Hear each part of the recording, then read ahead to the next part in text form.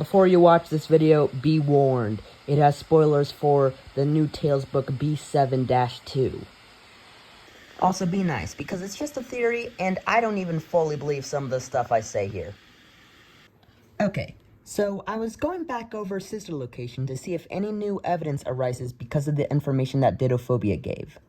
When I got to the breaker room sequence, where you need to turn back on power to the facility while fending off Funtime Freddy, on the monitor it has a map of the building. And on the map there are 4 things of note. Number 1, there's a grayed out square where the animatronics are on the map. Number 2, there are sections of the map that are more gray and have the layout of everything in FNAF 4. Number 3, there is power that goes to the Bite Victim's house / Fredbear's and to the FNAF 4 bedroom, and the sections are named OBSV.1 and OBSV.2 respectively. Number 4, there are white dots where your player is on the night minigames, aka Fun with Plush Trap and the FNAF 4 nights, and a white dot where the Bite Victim's room is in the 8-bit minigames. If the Tales books are canon, that changes what those details mean, because originally we thought that the sections of the map are grayed out because they are above ground. However, Didophobia shows the FNAF 4 bedroom is just a remake of the original thing but underground.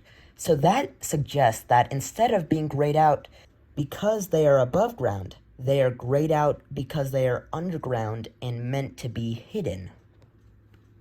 Secondly, the fact that they are called OBSV.1 and OBSV.2, which for this I'm going to assume the abbreviations mean Observation 1 and 2, and the white dots change meaning.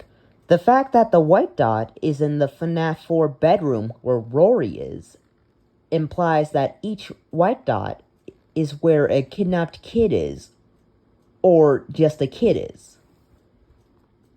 And thirdly, the fact that they require power suggests to me that the hallucination gas that Rory is breathing in the recreation of his house is also getting pumped into the fake Bite Victim house / fake Fredbear's. The fact that Rory was kidnapped by William really threw me for a loop and made me reevaluate the evidence we have for Bite Victim being at Afton. And that led me back to these 2 evidence points. Firstly, the poster outside Pizza Sim that depicts a 3rd Afton kid as a bear with sharp teeth and a party hat, which is a reference to the fact that it was his birthday party when he died, and he died / possessed, maybe, we don't know if he actually possessed a bear that bit him. And secondly, the staff bots in Security Breach at the table, which depicts like baby in them, has one of them as a staff bot with no head, and that's presumably the Bite Victim.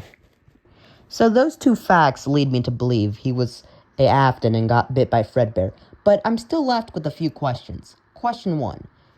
Is Rory who we play in the FNAF 4 nights? I believe the answer to this is no for 2 major reasons. Number 1, Nightmare Fredbear and Nightmare are in the games, and nowhere to be seen in Didophobia. And 2, the fact that we hear a reversed phone call from FNAF 1. That leads me to believe that the FNAF 4 nights take place after or during FNAF 1 and are from the position of Michael Afton, because Michael Afton is, we know who we play as in FNAF 1 because of the logbook, and also the fact that he drew either Nightmare or Nightmare Fredbear in the logbook. Question 2. Why did Afton put the Bite Victim in a recreation of the 8-bit minigames?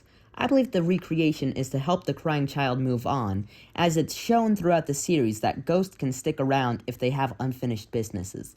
I've believed the Bite Victim's unfinished business is that he wasn't able to finish his birthday party, and that William knew this, so he tried to recreate his birthday party physically, and then after that didn't work, he set up FNAF World and the clock ending to try and help bite victim move on.